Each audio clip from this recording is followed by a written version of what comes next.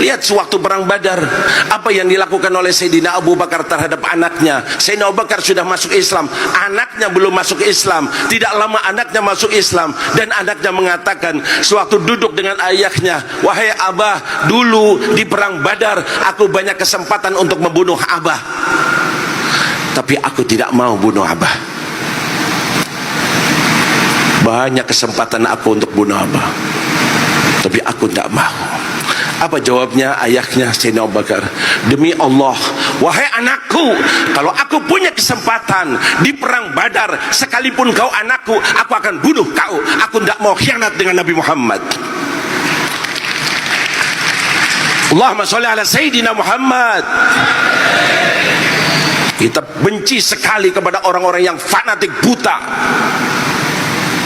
Mana Nabi, mana Rasulullah?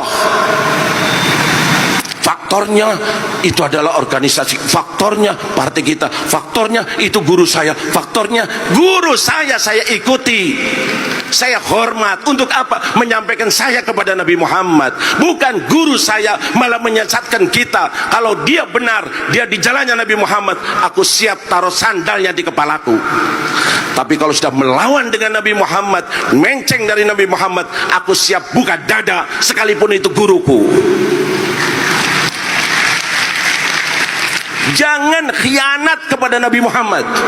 Ngaku sebagai umatnya, mengharapkan syafaatnya, begini perilakunya. Hati-hati, hati-hati.